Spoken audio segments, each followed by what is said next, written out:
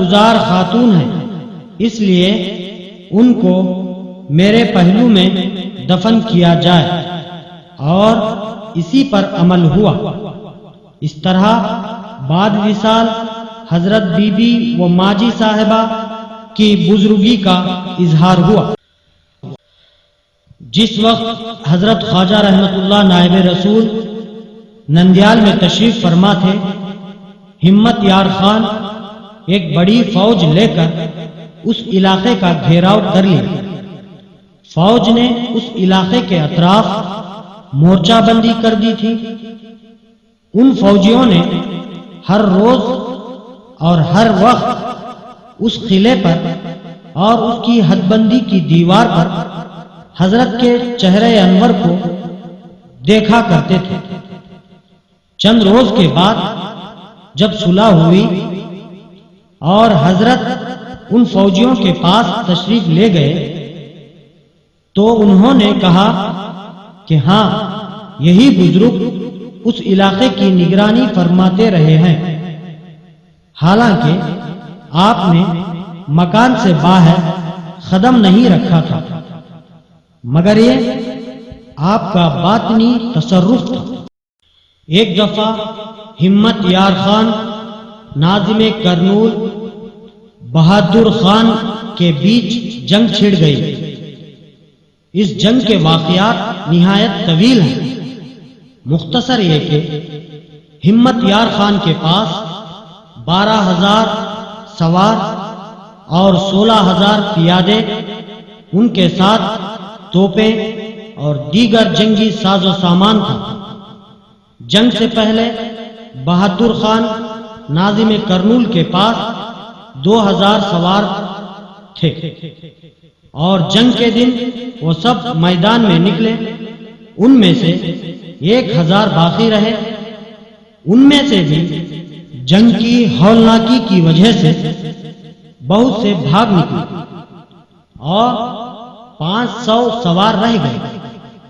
جب دونوں فوجیں آمنے سامنے ہوئی تو حضرت قبلہ سب سے الگ ہو کر ایک بلندی سے اس جنگ کا حال دیکھ رہے تھے اور ارادہ خداوندی سے توجہ باطنی فرما رہے تھے، اور اللہ کے حکم سے ہمت یار خان کی بہت زیادہ فوج کے سامنے اتنی مختصر فوج کے ساتھ ناظم کرنول کی فتح ہو گئی۔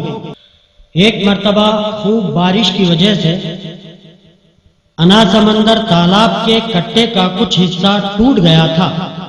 کٹے کی پوری طرح ٹوٹ جانے کے آثار تھے، جس سے رعایا کا بہت بڑا نقصان ہونے والا تھا، جس میں جان و مال کے ختم ہو جانے کا اندیشہ بھی تھا۔ اس وقت رعایا فریاد کرتی ہوئی حضرت خواجہ نائب رسول کی خدمت میں حاضر ہوئی، اور اس حالت کو سننے کے بعد حضرت خواجہ رحمت اللہ نائب رسول مخلوق کی خدمت کے خاطر تالاب پر تشریف لے گئے اور کٹے پر کھڑے ہو کر باطنی قوت سے اس کو مضبوط کر دیا اور ایک بڑے نقصان سے بچا لیا کہ اس کے بعد اس کٹے کی تھوڑی مٹی تک نہ نکلی۔ یہ تالاب آج بھی رحمت آباد شریف سے 1.5 کلومیٹر کی دوری پر واقع ہے۔ حضرت خواجہ رحمت اللہ نائب رسول نے کبھی بھی تصوف کی کتابوں کو ہاتھ نہیں لگایا، لیکن جب بھی مریدین کو تربیت دیتے تھے تو گویا علم کے سمندر سے موتیاں لٹاتے جاتے تھے، اور جو کچھ بھی فرماتے تھے نہایت ہی بہتر اور آسان فہم ہوا کرتی تھی، اور آپ شریعت کے دائرے سے نہیں ہٹتے تھے، اور جو کوئی عشق الہی اور قرب الہی کے درجے کو پہنچ جاتا ہے وہ عرفان کا مرتبہ پا لیتا ہے۔